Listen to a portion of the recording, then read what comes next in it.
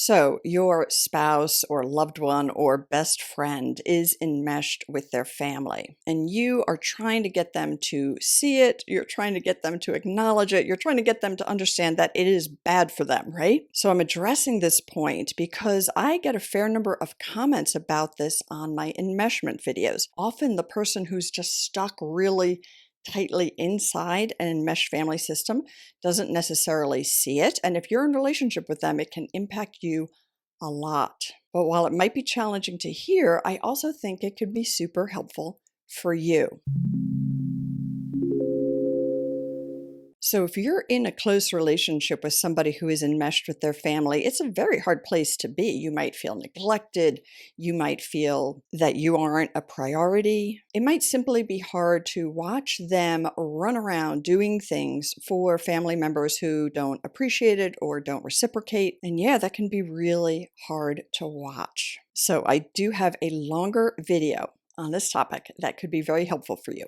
But this is really a very key point. So let's think about this language, because people often say, how do I get my spouse to realize that they are enmeshed with their family? How do I get them to realize, right? How do I get them to see that this is not good for them? So if we think about that language is enmeshed. So this is the challenging piece for you, right? Because you want to help. You want to improve your relationship. You know that if they address this in a healthier way, your relationship would improve, right? But whenever we say that we know what is best for the other person, there's an element of enmeshment in that.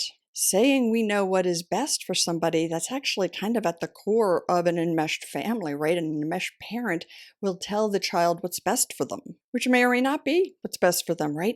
We don't know what's best for other people. So if you're in this situation and you keep the focus on the other person changing, even if you feel in your heart of hearts it would be best for them, that is a sign of your own enmeshment and your own somewhat enmeshed approach. Now, bear with me because I do have a pretty easy solution here that I think might help you a lot. So if the opposite of enmeshment is individuation, being able to be who you are, fully who you are, embracing it and sharing it with your intimate partner, the key to this is to really understand the impact that their enmeshment has on you, rather than it would be good for you to not be enmeshed with your family.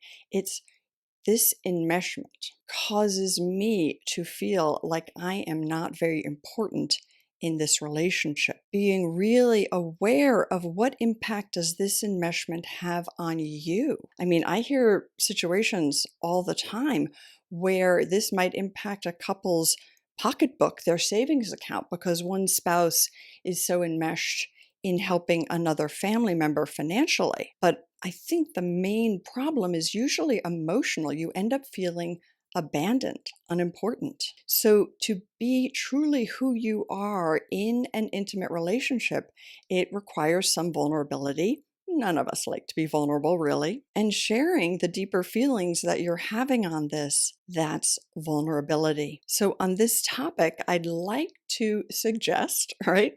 Not tell you what to do in any way, but suggest there's a different way to see this and a different way to approach it. So if you can sit down with your partner and say, I really need to talk about something, because at this point, every one of our date nights for the last 3 months has been canceled because your sister is having a crisis. And it feels really unfair to me. I feel like I'm not important. I feel hurt. I feel like I don't count. And then you could bring up the concept of enmeshment. If you say, I've been learning about this concept of enmeshment. I think we were both from enmeshed families, because probably you were. I don't know for sure, but all of us learn enmeshment in one scenario or another. But if you bring it up as a joint approach, can we look at this issue and how it's impacting our coupleship? I believe you'll have a lot more success than if you stick with the Why do you keep doing this? You shouldn't be doing this. This is really bad for you. You let them take advantage of you. You let them run you over. You know what? Nobody really likes advice. Nobody likes criticism. And keeping it on that level enables too much arguing. Whereas if you say, I feel this way when XYZ happens, there's really nothing that can be argued with because you feel how you feel. Okay, so I would really love to know what you think about this. You can put a comment below. Make sure you watch the other videos I have on enmeshment and subscribe to my channel, and I'll see you soon.